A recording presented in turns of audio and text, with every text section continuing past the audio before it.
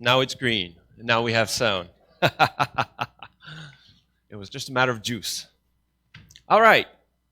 So, this is my first time giving a message like this, which is essentially not really a message. It's more like a sharing opportunity. Basically, going through some of the wrestling that I've gone through and share this with the people that are interested. So I'm actually encouraged to see quite a bit of people tonight because I expected just a handful of people, given the nature of, again, the title and the subject at hand. So it is a pleasure for me to have a chance tonight to share on this important and challenging subject. As most of you already know, my background is not a Bible-believing background. And in fact, science, natural revelation, has been instrumental in eventually bringing me to faith. And so this is mostly through the Origins presentation that I lay out the reasons as to why I stand upon what I stand today. But there's been a lot more. In other words, not just natural revelation, but also history and archaeology. And so the higher witness is essentially what has been my labor in trying to understand what all of these evidences are. And as Doug highlighted so well, is that my desire is always to be fair, honest, sincere. When the data is there, stand upon it and proclaim it. When there are challenges and issues and questions, that we bring them forward. So tonight is essentially looking at some of the challenges that I didn't go into when I went through the higher witness presentation. So tonight, what I'm going to be doing is essentially showing the issues at hand and how there are different working hypotheses in order to try to answer these. So there's not going to be any slam dunk, okay? But essentially an examination of these different perspectives. So let's get right into it. And so essentially we have two questions before us. The first one is essentially, where do we place the Exodus 400 and 430-year span of Genesis 15 and Exodus 12? We have these two references that give a precise amount of time, and what we need to do is to try to understand, where does this begin, where does this end, and why is this difference in numbers between the two? This is going to be the first question that we're going to look at, and this is the easier one. It is the second one that is most challenging. And the second one is, how do we understand the Exodus number of people based on those chronologies and genealogies that are given to us? This is the most challenging one. And so right from the get-go, there are four different stances, positions that we can take before the challenges that are before us. Number one, the account is myth, legend. These numbers are fabricated. There's no point in trying to make sense of all of this. And there are many people in the world today who are essentially going to look at these difficult questions and say, why bother? This is just myth. This is just legend. What's the point of even looking into this? Well, that's one perspective. The second one is that the account is true, but that the numbers that we are going to be dealing with are not to be understood literally. That we have to go back to the context of the time, how numbers were recorded, and that in essence, it is the lesson that matters here. It's not about the numbers. And to tell you the truth, some of my greatest mentors in the faith do hold to this position. So this is a position that enjoys some very scholarly, very knowledgeful, very solid Christians. And so I am not going to discount this at all. But this is not the one that I'm going to be examining in greater detail. And the reason is, again, part of my nature. When I see data, when I see information that seems to be very precise, my instinct is to say, there's something here. There's something that this is telling me. And so, a priori, I'm going to begin by looking at it from a little bit more of an analytical perspective. The third possibility is, the account is true, and the numbers are to be understood literally, and these challenges that we're going to be looking at result from a difficulty of two possibilities. The first is a matter of interpretation of the text that we have in our hands today as it is received. That it's essentially a question of context, that we have to properly interpret these numbers in order to make sense of these seemingly contradictory issues.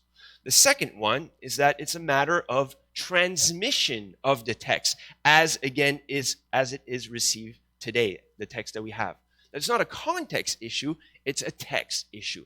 And so those are the two other sub-points of that third possibility.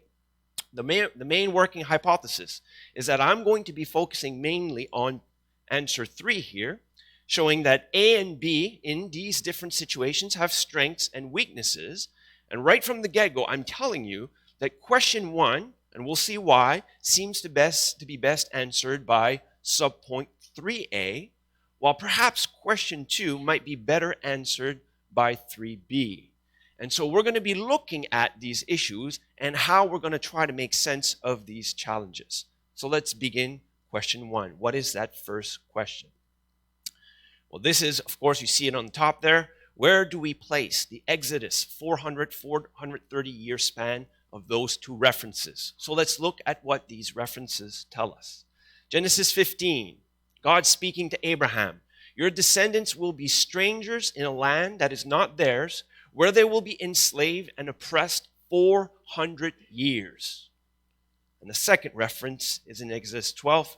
The time that the sons of Israel lived in Egypt was 430 years, and at the end of 430 years, to the very day, we are told, all the hosts of the Lord went out from Egypt.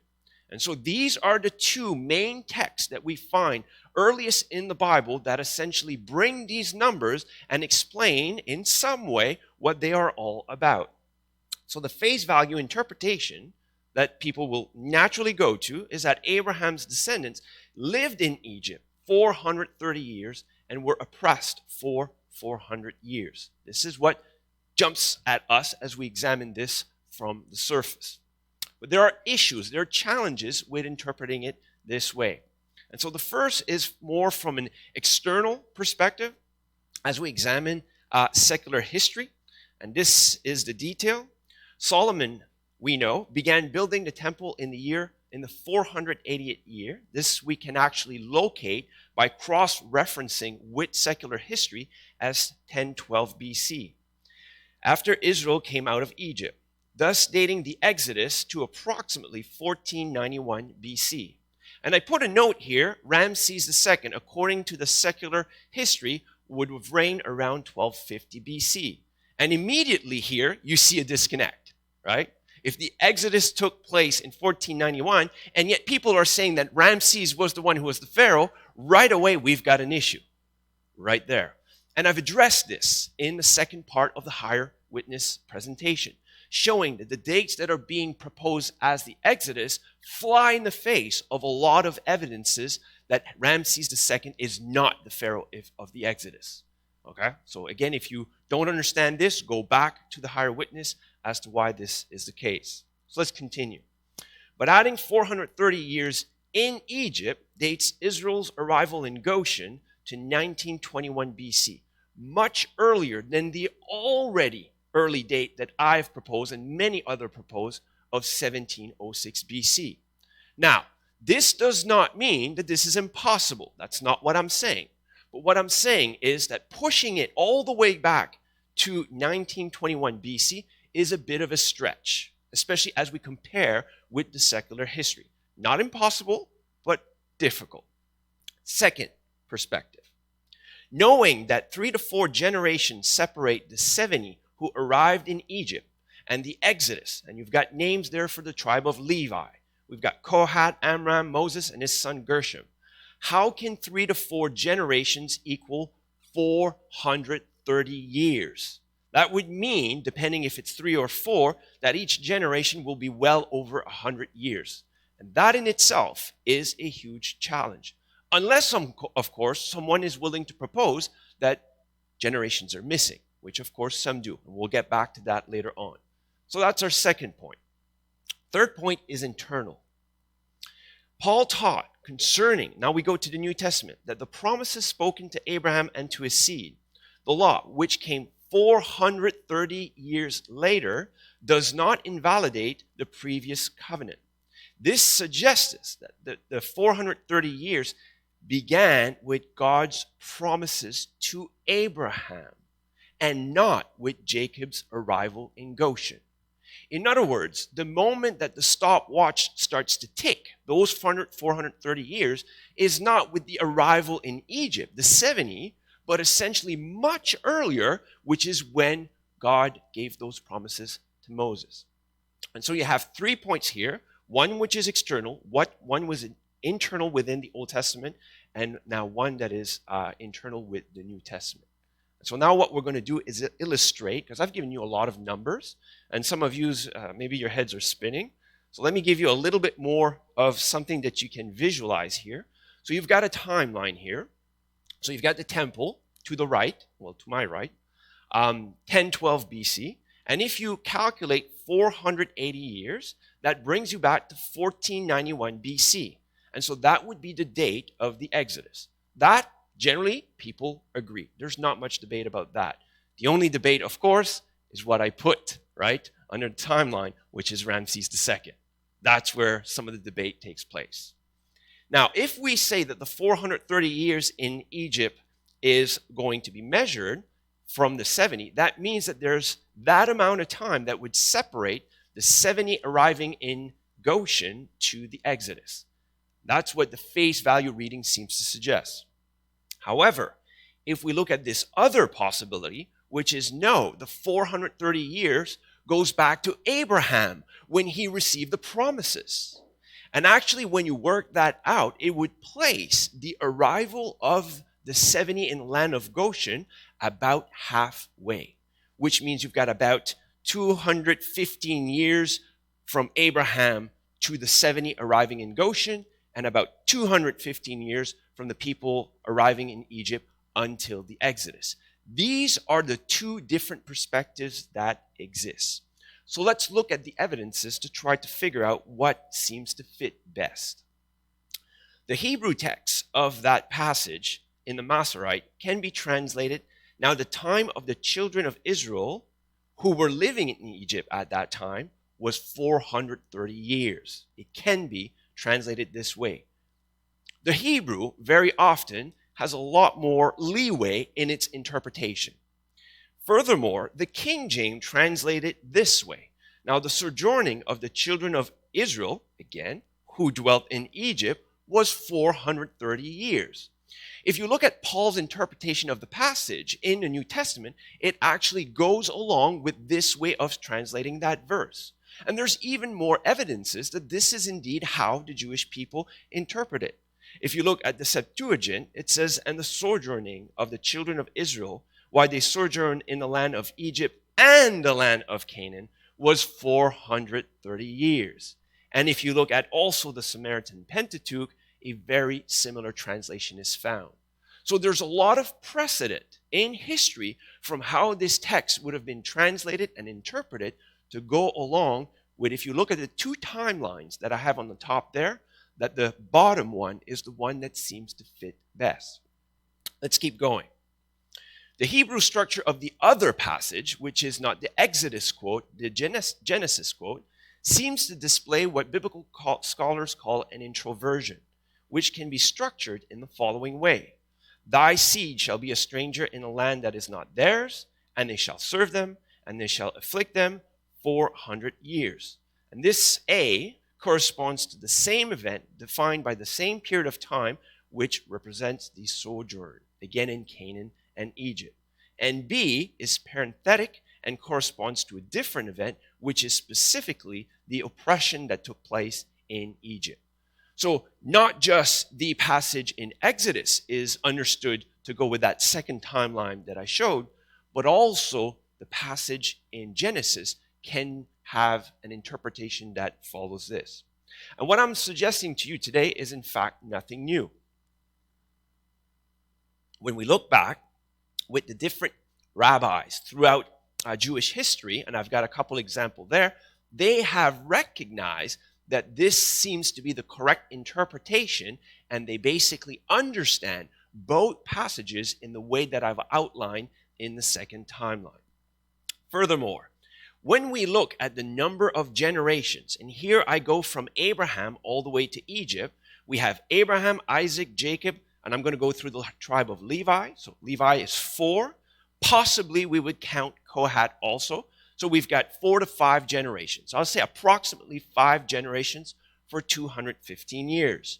And now if we look at from the time of Egypt to Sinai, the Exodus, again, the question is around Kohat. So depending if you count him in the previous one or this one, you're talking about approximately 4 generations for 215 years.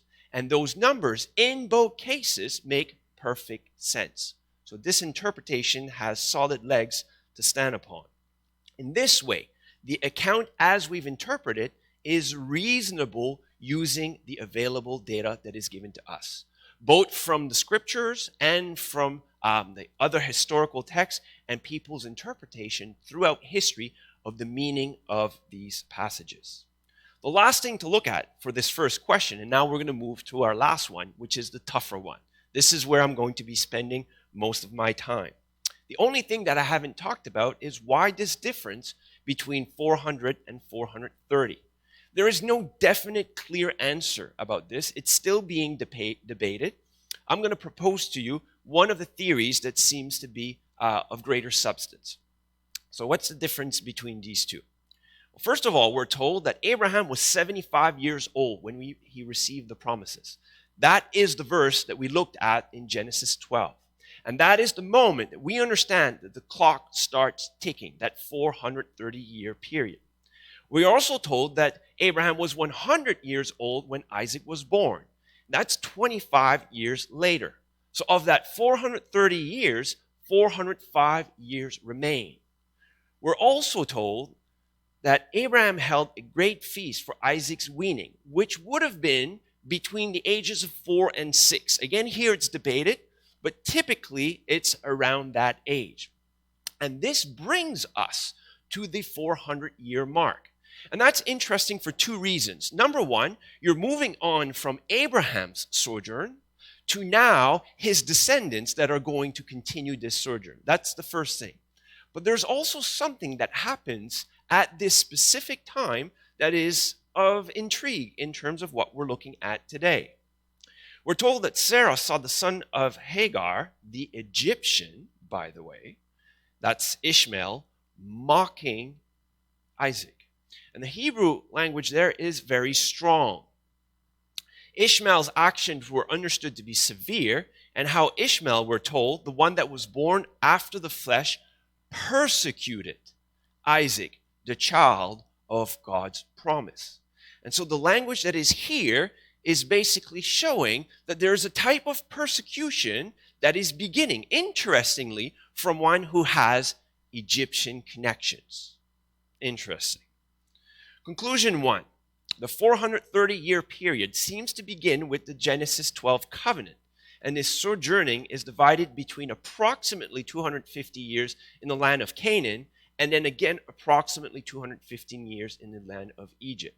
And as we understand this, a lot of the issues that I highlighted in the beginning are thus solved.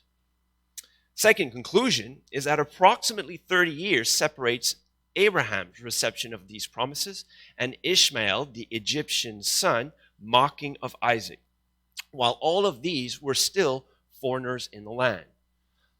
This is now the conclusion for our first question.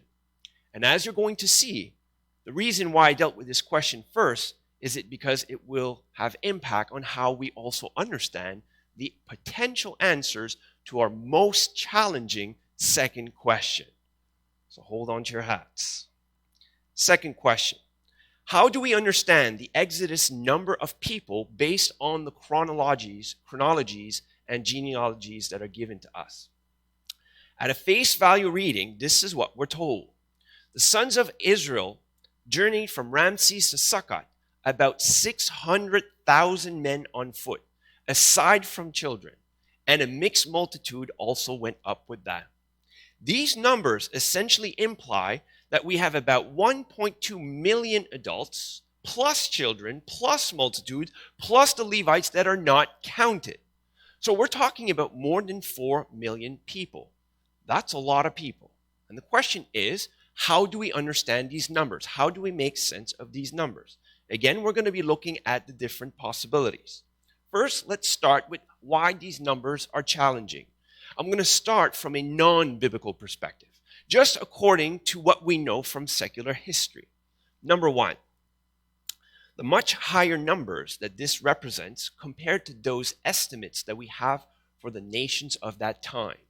when we go back in history around that time and examine what would have been the number of people that would have existed in the different nations of that time, the numbers that we have here are significantly higher. Now, am I saying that this is impossible as we read it? Not at all. That's not what I'm saying. What I'm saying is that there's a challenge associated with this. So let's keep moving on and see what this means. Second, the logistic challenge involved in communicating and directing such a group of people. Think about it. They didn't have cell phones in their hands. They were not able to communicate like we communicate today. We know that they had methods of being able to communicate very effectively. I'm not going to minimize that. But the reality is that we're talking about a significant number of people that would have to move over relatively short periods of time over quite vast distances. So there's a challenge associated with this. Again, I'm not saying that these numbers are not what we understand them to be. I'm just stating the challenges. Got it? Now, what are the challenges now from a biblical perspective? Well, the first one is the number of midwives that were given. We're told that they had 2 midwives, Shiphrah and Puah. Now, that's a lot of kids that would be born per day for only 2 midwives. By my calculations, we're talking about well over 150 children per day would be born. That's a lot of babies for 2 ladies. Again, not impossible, but it's a bit of a challenge. Second, the number of total Israelites, we are told in God's word, is that they were the fewest of all people. And then they could not take the land in a single year because it would become desolate, that even the beasts were too numerous for them. If these people were over 4 million, it's a bit of a challenge, especially based on what we know, that this would be factual, that it would make sense. It's a bit of a stretch. It's a bit of a challenge. It's a bit of a difficulty. Let's keep going, because there's more. Number 3, and this is where it gets a little bit more complicated. The details are important. The ratio of firstborn to male. We're told that there's 22,273 firstborn that are 1 month old and older, which is a very small number of firstborns when you consider over 600,000 men.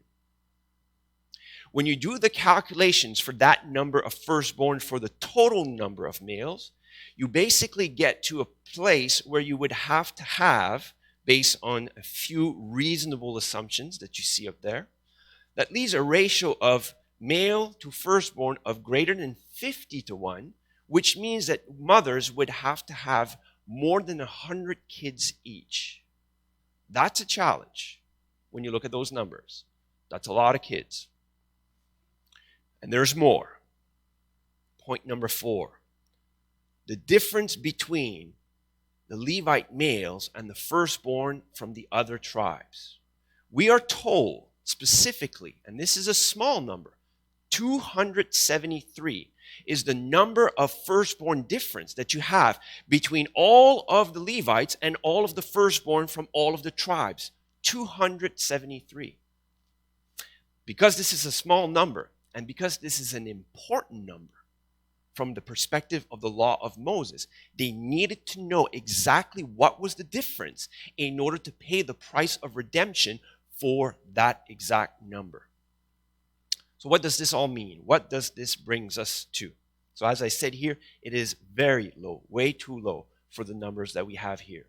And here I'm going to skip a lot of details, and I have the reference here. This is Humphrey's hypothesis calculation, and you have the reference there. I strongly recommend that you get this article.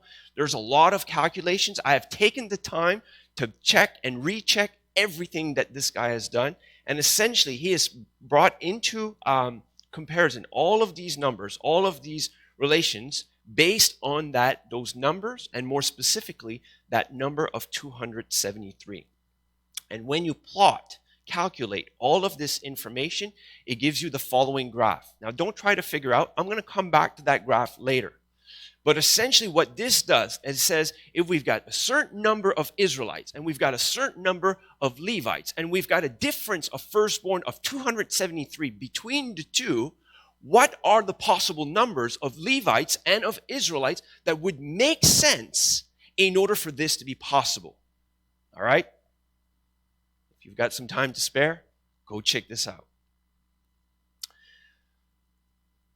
First, before we get to those details, let's examine the generations. So, the number of generations from the 70s arrival in Goshen to the Exodus. How can we interpret the number of people based on the number of generations? So I'm going back to the same second timeline here. This is the same one, okay? So if we say that in 215 years, we went from 70 men to 600,000 men, is that something that's possible? Well, theoretically, if you push human reproduction power to the maximum, it's theoretically possible, but it's a stretch. Again, I'm not saying this is impossible, but it's a stretch. However, when we look at the number for Levi, we start from 2 people, and within we're given the exact number of generations, that's Kohath, Amram, Moses, and Gershom, to 22,000 males.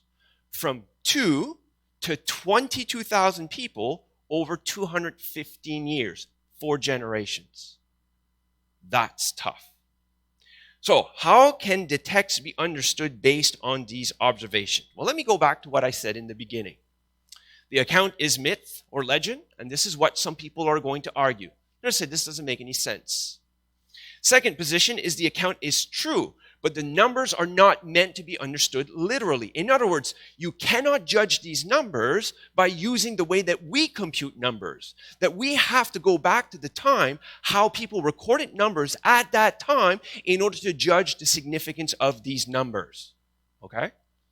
And last, the account is true, and these issues result from 2 different possibilities, which is we need to interpret this in a certain way, or there's some type of transmission issue. And so this is what we're going to do now, is examine how this can be dealt with.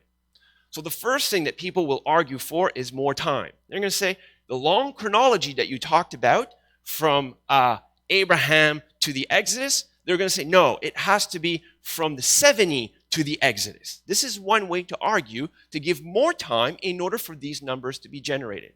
That's a possibility. But as we saw, there are issues with doing that. So you try to solve a problem, but you create a new problem. The other possibility is to say, well, there's more generations that are not given to us. In other words, the Bible selectively gives us a certain number of generations, but in fact, when you look at the amount of time, there could be a lot more generations. This is also possible. Absolutely. Okay?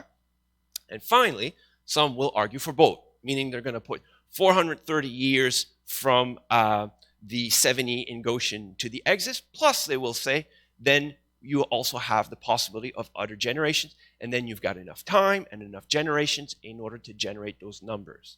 Are you guys following me so far? All right. It's a lot. That's why I told people this is semi-technical. Earlier, we proposed that Q1 is best answered by 3A, and Q2, our second question, which is the one that we're dealing right now, is better answered by 3B. That's my working hypothesis, but I haven't told you what the resolution might be yet. So here we go. There are various ways to translate the Hebrew Aleph, those 3 original Hebrew letters, which is vocalized, as I said, as Aleph. It can mean 1,000, like for example, I've given your brother 1,000 pieces of silver. That's straightforward. The same 3 Hebrew letters, of course the consonants, I'm not talking about the vowels, only the consonants, can also be vocalized as Alup, okay? And that essentially represents someone who is a chief. So it's the same Hebrew letters, the Masorite have added different vowels, but it's the same consonants, and it means something completely different. But here's something fascinating and intriguing. The reality is that the same number 1 there, which is Aleph, can also and is also translated not just as 1,000, but also as group, family, clan, or troop. And so when you come to those 3 Hebrew letters, you have to let the context tell you, how do I translate it? Do I translate it as 1,000, or do I translate it as a troop, a group, or clan, etc.? And here's one example.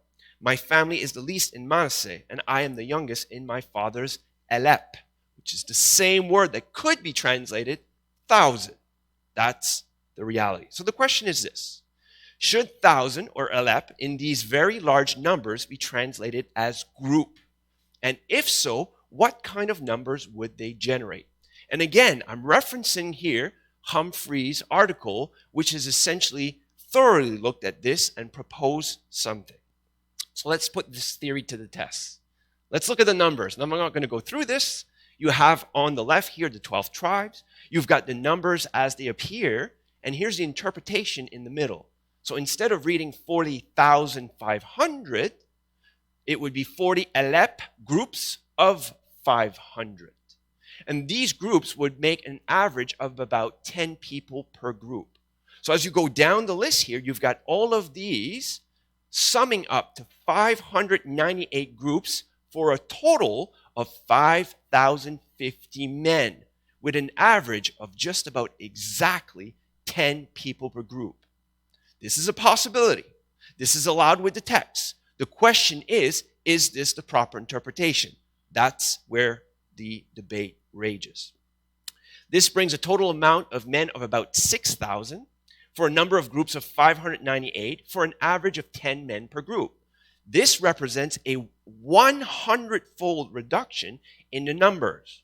We're not talking about 600,000 men anymore. We're talking about 6,000 men, which is still a very large number. Because if you add the women, the children, and the mixed multitude, you're getting close to 50,000 people, which is still a very large group, but significantly smaller than about 5 million. But does history record such grouping? And the answer is there are cases where this is the case. From around the same time, the Amarna tablets basically speak about King Rig-Adai, who asked Pharaoh for troops, the same type of word here, of 10 in one case and 20 of another, which is the similar kind of numbers that we see here. Interesting. Is this interpretation externally and internally consistent? See, the test is not just going to be to propose this. The test is going to be to check how do the other numbers that are given to us work with this. This is where the challenge is. So let's look at this. Examining these numbers from an external perspective, the much higher numbers than estimated for the nations of that time. That was the first issue that I mentioned, right? I said when we look at the numbers of the nations around that time, this is extremely high. But when we start comparing these numbers using this interpretation, now the numbers are starting to line up. Second, we also said that there was a logistic challenge involved in maneuvering about 4 million people. Well, if you've got about 40,000 people, that logistic challenge is quite less. Again, I'm not saying that this is the right interpretation. I'm not trying to convince you that this is correct. What I'm trying to show to you is that there are challenges associated here that might be resolved with this interpretation. What about the biblical perspective? Well, we talked about the number of midwives, and essentially that Israel only had 2. So again, with a number of about 40,000, that number of 2 starts to make a lot more sense. The number of Israelites we're told were the fewest of all people, too few to occupy the land. Well, if you've got 40,000 instead of 4 million, that actually makes sense internally with the biblical texts. Here's where the real test comes, when we start crunching numbers. So the ratio of firstborn to males, as we said, was about 22,273, which is too small for the number of adults, which is 603,550. That ratio, as we said, is way too high. It gives a ratio of over 100 kids per mom. That's a lot. But what if the total number of men was 6,000? How would these numbers work in this context? Well, before I answer that, let's go back and look at the more important number, which is the 273, which is a difference of firstborn between Levi and the other tribes. This 273 difference, which we said is too low for the number of adult males. So once again, what if we were dealing with 6,000 men? Well, Let me explain to you now these results. N here represents the number of average men that you would have in a family.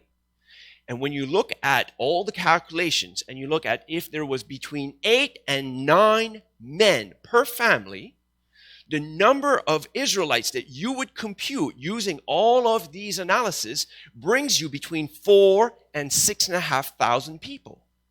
And so that means that if you had between 8 and 9 men per family, based on elep, meaning group, based on what I just showed you, suddenly now the ratio is just right.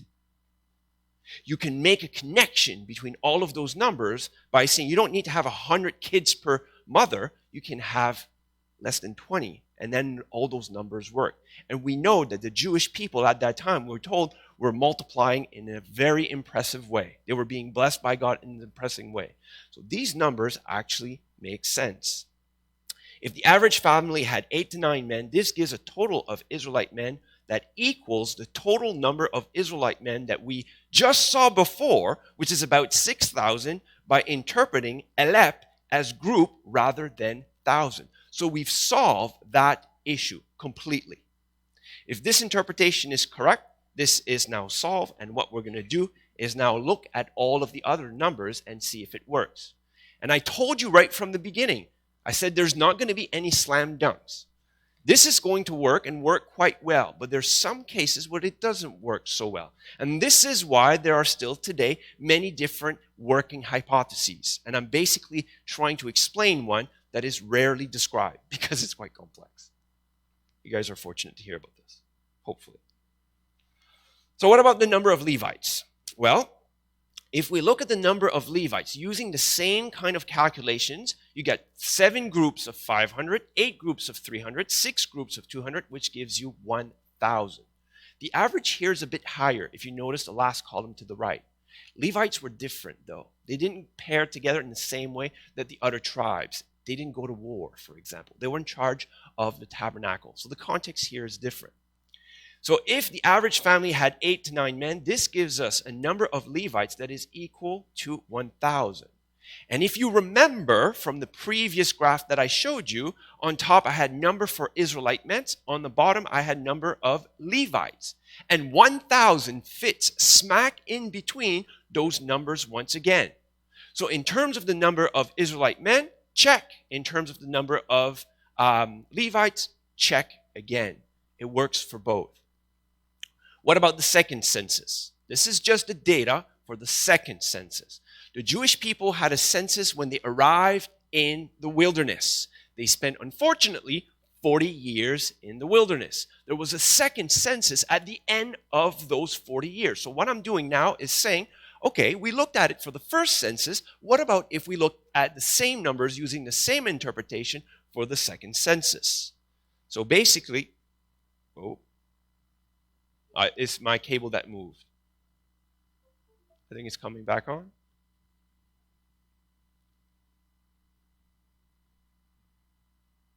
I see something on.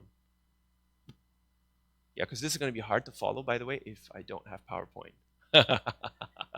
Good luck to you.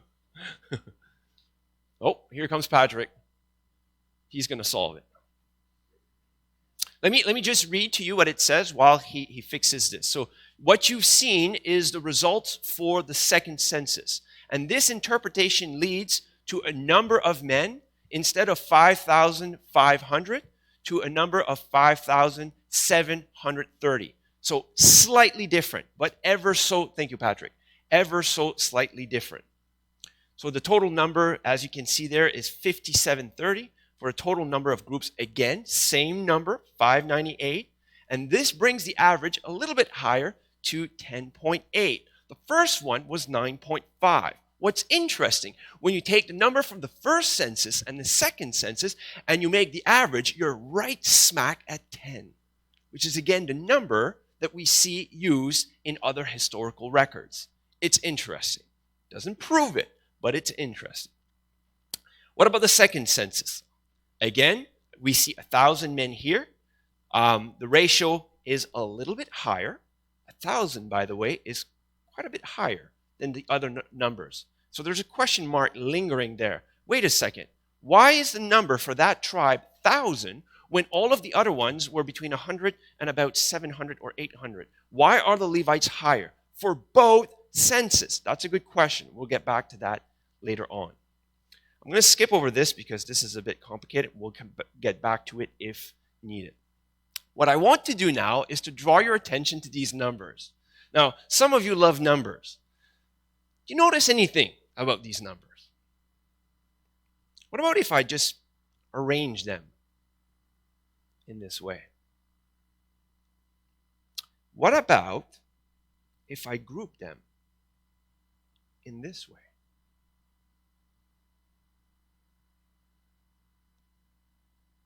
Question. How many men would be expected in 215 years for each tribe? If you do the math and you do the calculation, you would expect to have at least about 100 men, but no more than about 800 or 900. And what we see in these numbers is a distribution of these tribes that seems to follow what we understand as classic population distribution.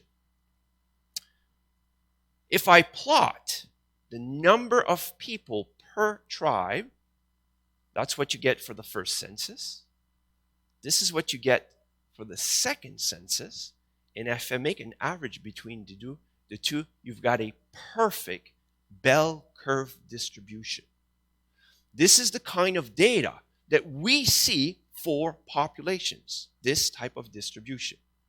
In fact, some people have argued in the literature, basically saying that based on Humphrey's calculations, this position has been described as most convincing and that it should be accepted. I've actually spoken to this fella, Rensburg, on multiple occasions. He's a professor at a university in the US. He teaches theology. He publishes on these things, and we've exchanged quite a few emails on this subject. And so his position is, yeah, there are still issues, there are still challenges, but based on the evidences that we're seeing here, for all of these things, this seems to be almost a bullseye. Not everyone agrees, okay? But some people feel that this is the case. So the last thing that I'm going to do today is essentially test this theory according to a few other numbers that we are given. First of all, if we expect that the number of men is going to be 200 to 800, this is the average 500 that we see, why is it for the Levites that the numbers are 1,000 for both censuses? What makes sense here? Well, what's interesting, as first when I saw this, I said, well, this doesn't make sense. And then I started examining the details and discovered, no, this makes perfect sense. And you'll see why. In both censuses, the males from the 12 tribes were for and were specified from 20 years old and up, whereas the males who were in the census from the Levites were a month old and upward. The age is not the same at all. And for a fast-growing population, we know that usually it's about half of it that would be less than 20 and about half of it that would be more. And so if you take that 1,000 and you say that's for the whole number of Levites, and you say, well, if I want to compare with the other tribes, I have to take only the ones that are 20 and up, then you would take that 1,000, split it in two, and that would be 500. And 500 is exactly the average for the 12 tribes. So rather than not making sense, these numbers make perfect sense, fully consistent with what we've been looking at. Why this difference? For the other tribes, only the adult males were numbered. Why? What's the reason for this change in numbering? Because only those were the ones that would go to war. The Levites were not numbered in the same way because they were not to go to war. And so this difference in census for the Levites makes perfect sense. And these differences in numbers are readily explained from what we see in the scriptures. Let's look at the camp arrangement. So as you see my little check mark there, that means that that works. It's consistent, no problem. You're going to notice that not all are check marks. So the camp arrangement, when you look at the numbers for one side, the other side, the other side, and the other side, you essentially see that this Aleph equals group hypothesis explains all of those numbers very well. You don't need to go through all of it. You can take my word for it. If you want to watch this again and do the calculations, you're welcome to. But it works, no problem. What about the judgments? The numbers that we get from the judgments. There are 3 that are mentioned. The first is the golden calf idolatry. If you have 600,000 men, and we're told that 3,000 died, that represents about 0.5. However, with the Aleph interpretation, we would have 6,000. That 3,000 would represent 3 Aleph, which is 3 groups, which would be understood as 30. And that again represents exactly 0.5%. So either way, it can work. When you look at the next one, which is Korah's rebellion, we see that again with the larger number, we got 14,700, which is 2.5%. This could also be interpreted as 14 groups of 700, which is a little bit of a higher percentage, a little bit more of a challenge. It's a huge number, but it could work. Could be interpreted either way. The last is the idolatry with Moab. And essentially here we again have numbers that can be interpreted in one way or the other. And essentially we get very similar percentages. This does not prove one position or the other. It essentially demonstrates that it can be interpreted one way or another. Which one is correct remains to be fully determined. What about the tabernacle costs? Here we've got the numbers for the amount of money that was essentially donated by all of the Jewish people. And so you've got the numbers there in talents and shekels. And then I've essentially added all of it together to give you total shekels. And this is with 3,000 shekels per talent. Not all interpretations lead to those numbers, but this is the one that is more readily accepted. If you calculate the amount of money that represents per person, this is what you get for the number 600,000. Less than a shekel of gold for silver and bronze. However, the same numbers, if we have 6,000 men, we get about 15, 50, and 35 shekels per man. Which interpretation is the one that seems to make more sense? Well, the question is, how wealthy were the Israelites? That's the question. Which one makes more sense? Well, we're told in the scriptures that they took the silver and the gold, they plundered the Egyptians as they left. In fact, I had mentioned that Ipuwer's papyrus stated that gold and silver precious stones were taken by the female slaves. And so we see not just the female slaves, but the slaves in general. And we also know that the slave's price was about 30 shekels of silver. Assyria's tax was about 50 shekels of silver. So when we look at these numbers, we can see that you can interpret it one way or the other. That both seem to be possible. However, it seems to suggest that the numbers make a little bit more sense with the interpretation that I'm bringing here. This is a little bit more complicated. There was a tax that they had to pay. So they gave money out of a free will offering, but a tax was also required. And so the tax calculation was half a shekel per man. Well, half a shekel per man, is it half a shekel for 600,000? Or is it half a shekel for 6,000? Big difference between the two. What's interesting is that the number of silver shekels compares exactly to the number of men with the standard interpretation. And so people have jumped and said, well, clearly the big numbers are the ones that seem to make sense. Maybe, maybe not. Because if that is the correct interpretation, it would mean that they had given 0 shekels to as a free will offering. That all of the silver was given by virtue of a tax, which doesn't seem to make sense. If you do the calculations with 6,000 men, they would have had to pay 3,000 shekels of silver, which when you subtract from the original amount, gives you 298,000 shekels of silver that they would have given as a free will offering, which actually compares with the number for the gold and the bronze. So once again here, you can interpret it both ways, but it seems to go a little bit more in the direction of the hypothesis that we're bringing today. And oh, by the way, That amount with this interpretation here gives an amount that is equal to 1%. Interesting, because in another context, they had to give between 0.2 to 2%. So that 1% number lines up with a tax that they paid in a different context. So it seems to make a lot of sense. We're getting to the end here. Now we get to the ones that are challenging, the ones that I can't reconcile as easily. When we look at the census for the 30 to 50-year-old Levites, and we look at the numbers here, and we do the interpretation according to the way that we have here, it gives us numbers that don't correspond to what we would expect. We've got essentially 7 groups of 1,580 men, Levites. Those numbers are too high. That doesn't work, because I told you in the beginning that the number was 1,000. And so here we're looking at the number of Levites that are going to be between 30 and 50 only, so a small slice. So it has to be smaller than 1,000, and it isn't. And so this is one of the challenges with this interpretation. ¿Qué pasa? What do we do with this?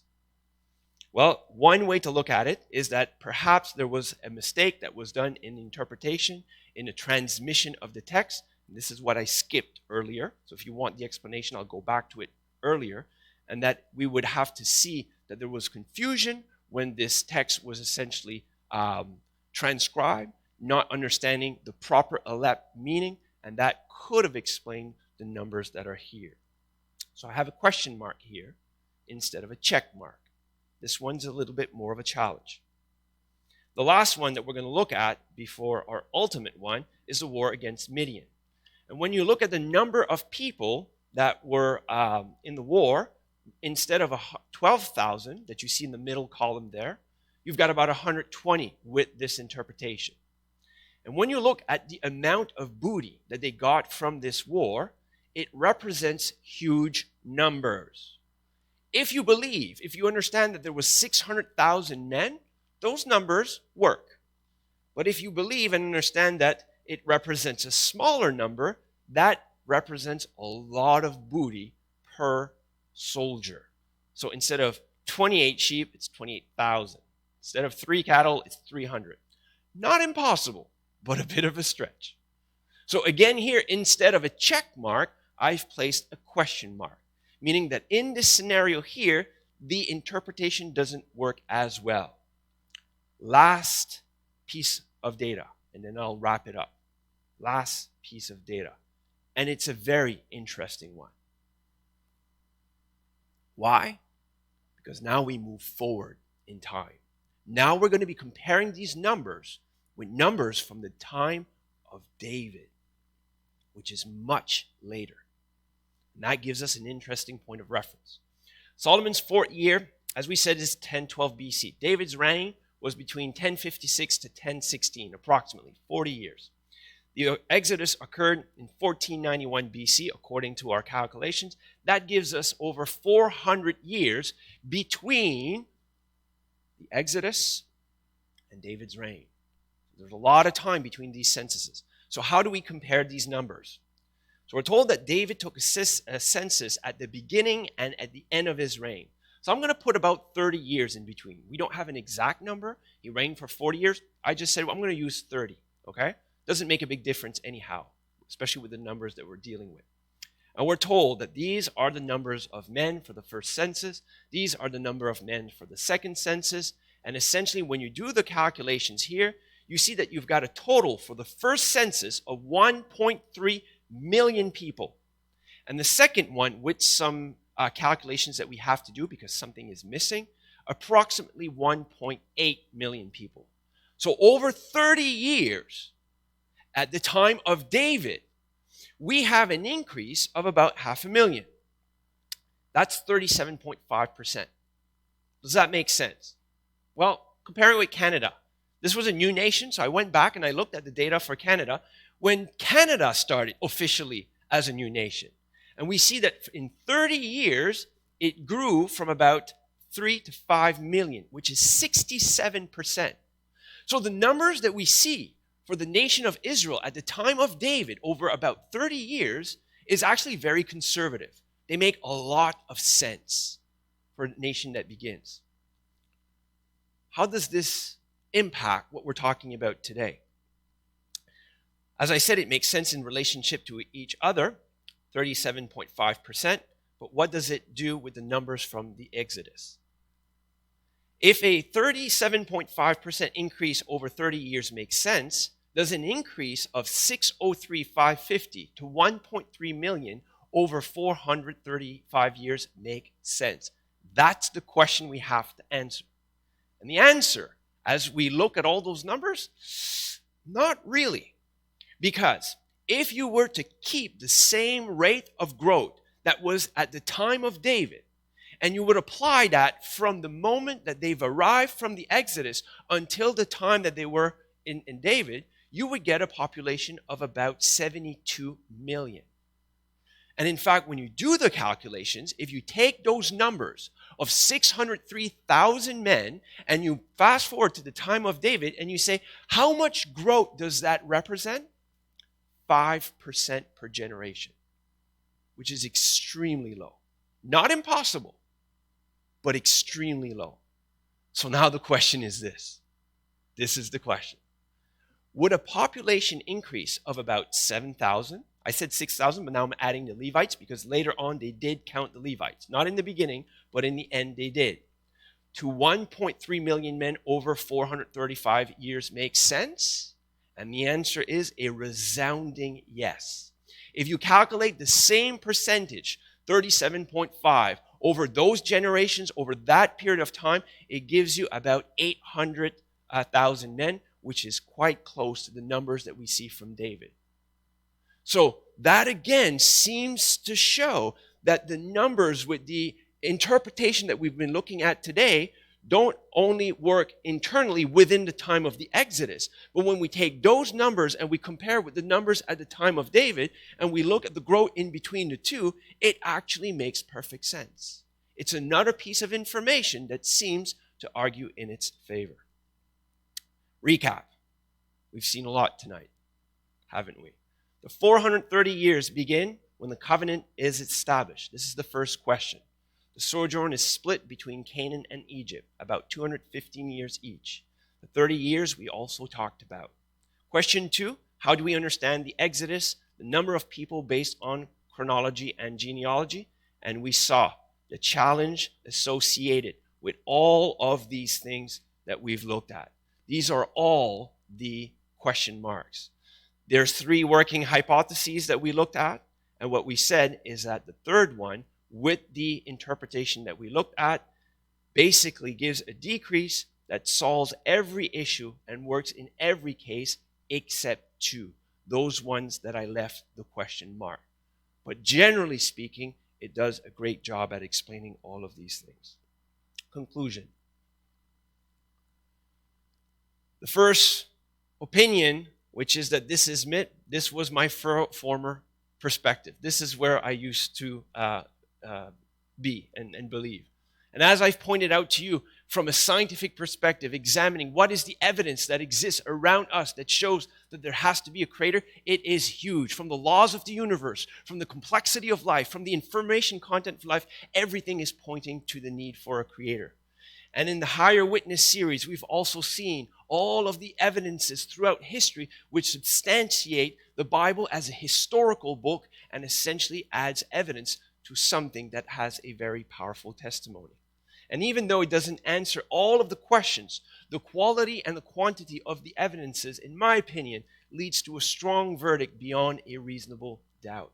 And again, if somebody is going to look at the challenges that exist in the Bible today and say, I'm going to reject that, well, the question is, okay, so what do you stand upon? And let's look at that. And so it requires faith, but it's faith that is based on solid evidences. Makes a strong case for the Bible's truth in these realms, demonstrating that for many greater issues, most have been tentatively or definitely solved, arguing that now leaving us with these 2 possibilities. What I'm trying to say here is this. As you look at many of the questions that we have had throughout history about difficult questions from the Bible, the critics had a party for the longest time.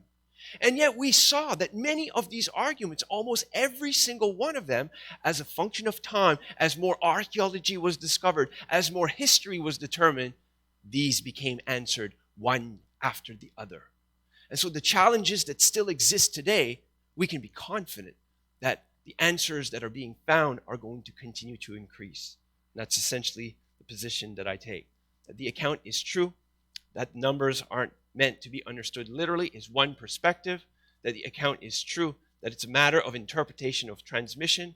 The point is, each position has strengths and weaknesses, and until a better resolution is found, we have to continue to work with these different hypotheses. And I've tried to show essentially one that attempts to solve these issues. Now, I know you're tired, and I'm almost done, but I do have to show a few short little things. Challenges associated with the transcription and translation of Hebrew letters. Just to give you a flavor of the challenge that is before us. An example here is the resemblance that we see between some of these numbers. 2, 20, 50. Look at how close they are. 204.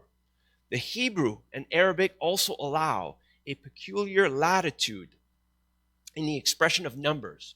Both permit one to write first the units, then the tens, hundreds, and thousands, or he may reverse the method.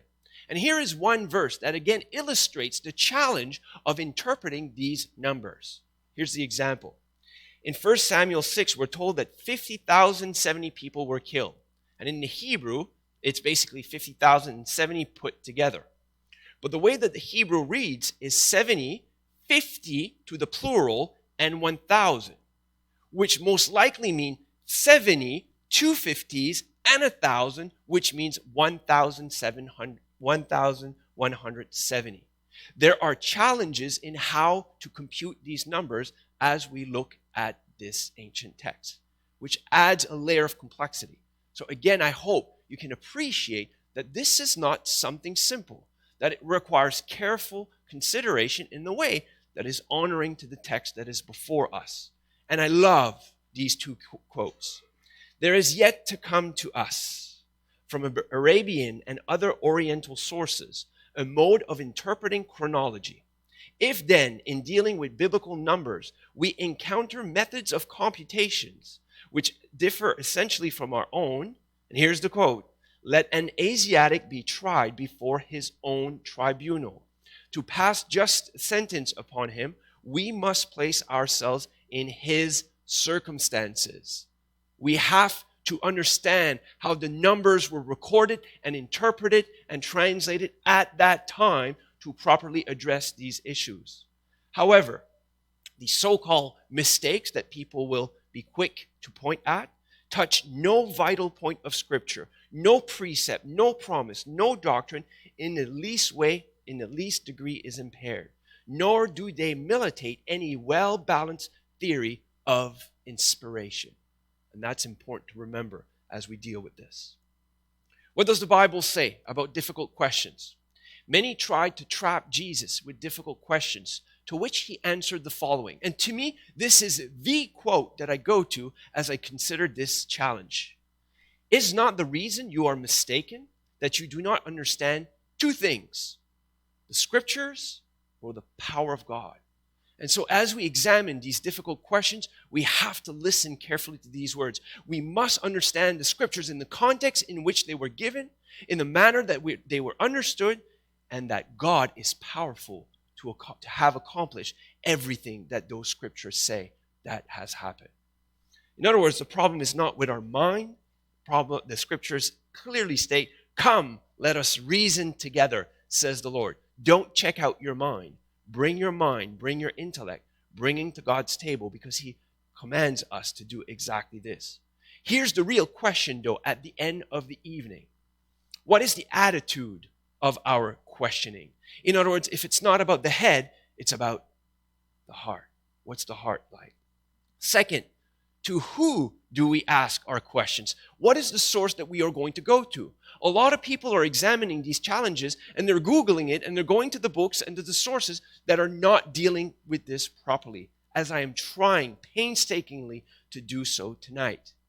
Finally, will we wait for the missing answers. Meaning, as it was in the past, that there's a lot of questions that we didn't have answer, and people could have said nonsense, and they would have missed the answer that eventually came.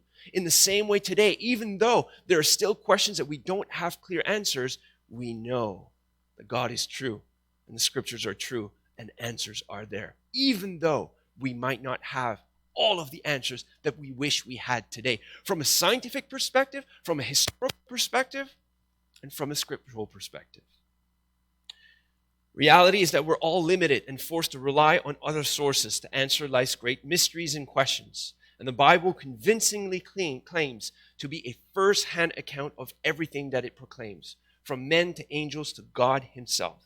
And Jesus not only upheld the Scripture's authority and truth, declaring, not the smallest letter or stroke shall pass from the law until everything is accomplished. And we can stand upon that. And he declared that these are the very Scriptures that testify about me. That in other words, it's not just about all the things that happened in the past and those numbers and those events, but ultimately these things were pointing to him, to his person, to his work, to what he was going to accomplish, and all the things that still remain. So we've got three options.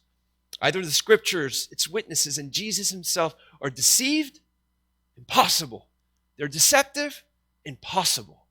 Or they are true. And that is what I stand upon, despite the challenges that are before me. And here's the last quote that I want to bring, which is in the New Testament, but written to who? Written to the Hebrews. And it starts this way. In the past, God spoke to our ancestors through the prophets at many times and in various ways, but in these days he has spoken to us by his Son, whom he appointed heir of all things, and who has made purifications of sin, sat down at the right hand of the Majesty on high. I'm a skeptic by nature. I've always been, and I'm always going to be. And everything that we believe we have to put to the test, and God calls us to do this. And as I continue to press science and history and Scripture, it presses back hard at me with a witness that is so powerful, so strong, that it completely overshadows everything else that I see in this world. Like the stars that you see at night, the moment that the sun comes up, everything else vanishes. And that's essentially what I wanted to share with you tonight. Thank you.